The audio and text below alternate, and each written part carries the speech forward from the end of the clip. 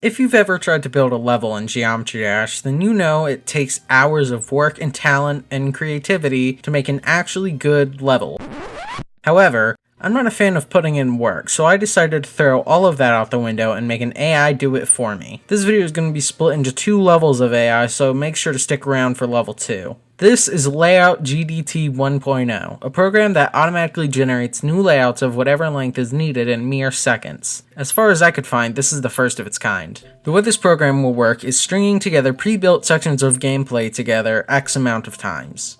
Now, in order for it to string together gameplay parts, we need to actually have the gameplay parts for it to string together. So, I got one of my friends to help me build a bunch of gameplay sections, so shout out to AntGamer. Now that we have those, we need a way to access all the data we just built.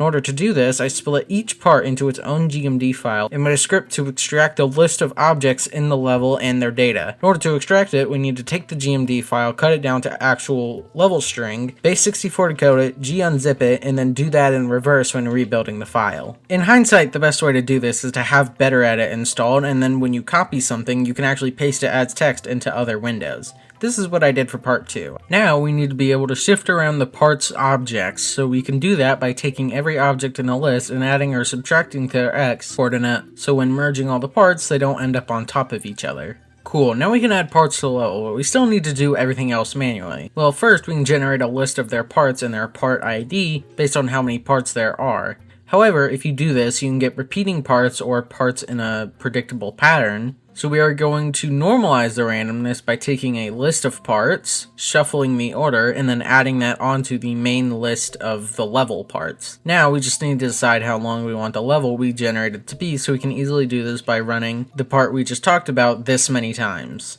And to cover for the rest left over, we can do a non-normalized randomness this many times. The reason why it's not randomized is because you don't really need to bother, it's not going to be that many times. Now all you need to do is rebuild the level file and import it into GD so we can play our newly generated level. If you run this program for yourself to make a 1.5 minute level, I can guarantee you it has not been played before, as there are 20 factorial different options, or this number. Okay, but is this really AI? According to NASA's definition, yes it is. Artificial intelligence refers to computer systems that can perform complex tasks normally done by human reasoning, decision-making, creating, etc. Our program does do complex tasks normally done with reasoning, but it kinda does them without reasoning and picks stuff at random. If we wanted to compare what our program does to ChatGPT, it's like if ChatGPT returned sentences fully built by humans in a random order, but they still smoothly transition into each other. If you aren't satisfied with this being called AI, that's why I decided to make GDT2, a better, more complex, smarter AI for layout generating.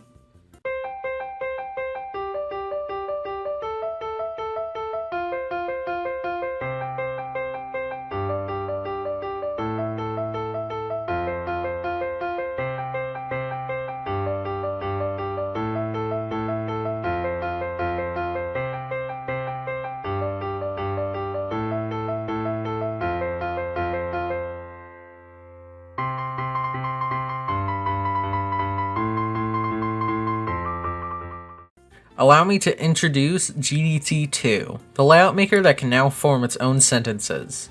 It works by having complex algorithms to generate each different section type out of its own structures and then merging all the sections together. It first generates a list of parts being either flying, cube, or ball, and then removing parts if there are immediate repeats. The ball parts are the simplest, first adding a ball portal at the start, and then adding a random structure on the bottom from a list of bottom structures, and then after that, adding a top structure from another list of structures. The ship parts follow after, either adding a wave, ship, or mini UFO portal at the start, and then making a normalized random string of structures that are fit for flying game modes, either picking from one of 2 lists, so there can be 2 different types of structuring and flying parts. The cube parts are pretty simple in themselves, also stringing together a normalized random set of structures, but also it has special rules for pillar jumping as seen in Stereo Madness. Because of the special rules in the cube and ball game mode, I'm not sure exactly how many different 1.5 minute levels there are, but I can tell you that it's way higher. Now, the next step is reading through the list of gameplay parts and then generating a list of structures that are then added onto the final list of structures, which will be repacked into the final level. Now, this was not my first attempt at part 2. I'll spare you the details, but my first attempt was using a trigram, which is more AI-like and is generally used for AIs that generate sentences. But it was a complete flop and just generated random crap, so I switched it to this type of algorithm. If you want to learn more about trigrams and bigrams, this video by Python Tutorials for Digital Humanities does a good job.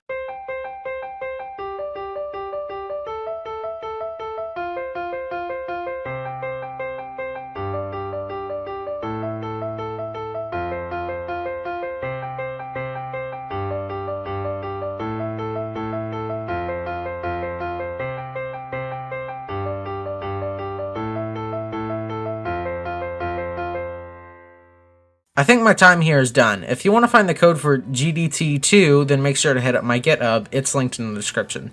Thanks for watching all the way through, and if you enjoyed, then make sure to subscribe.